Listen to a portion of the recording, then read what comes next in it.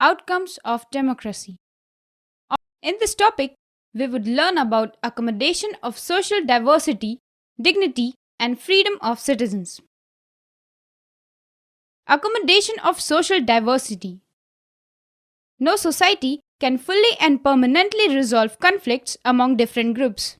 But we can certainly learn to respect these differences, and we can also evolve mechanisms to negotiate the differences.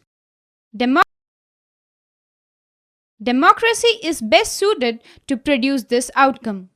Non-democratic regimes often turn a blind eye to or suppress internal social differences. Ability to handle social differences, division and conflicts is thus a definite plus point to democratic regimes. But the example of Sri Lanka reminds us that a democracy must fulfill two conditions in order to achieve this outcome. It is necessary to understand that democracy is not simply ruled by majority opinion. The majority always needs to work with the minority. It is also necessary that rule by majority does not become rule by majority community in terms of religion or race or linguistic group, etc. Democracy remains democracy only as long as every citizen has a chance of being in majority at some point of time. If someone is barred from being in majority on the basis of birth, then the democratic rule ceases to be accommodative for that person or group.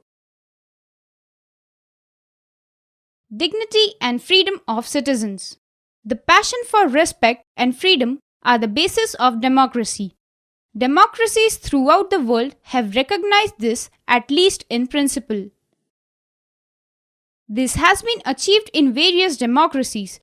For societies which have been built for long on the basis of subordination and domination, it is not a simple matter to recognize that all individuals are equal.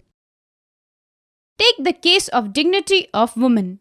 Most societies across the world were historically male-dominated societies. Long struggles by women had created some sensitivity today that respect to and equal treatment of women are necessary ingredients of a democratic society. In a non-democratic setup, this unacceptability would not have legal basis because the principle of individual freedom and dignity would not have the legal and moral force there. The same is true of caste inequalities. Democracy in India has strengthened the claims of the disadvantaged and discriminated caste for equal status and equal opportunity. There are instances still of caste-based inequalities and atrocities, but this lacked the moral and legal foundations. Perhaps it is the recognition that makes ordinary citizens value their democratic rights. Expectations from democracy also function as the criteria for judging any democratic country. As democracy passes one test, it produces another test. As people get some benefits of democracy, they ask for more and want to make democracy even better. That is why, when we ask people about the way democracy functions, they will always come up with more expectations and many complaints. Summary. Our interest in and fascination for democracy often pushes us into taking a position that democracy can address all socio-economic and political problems.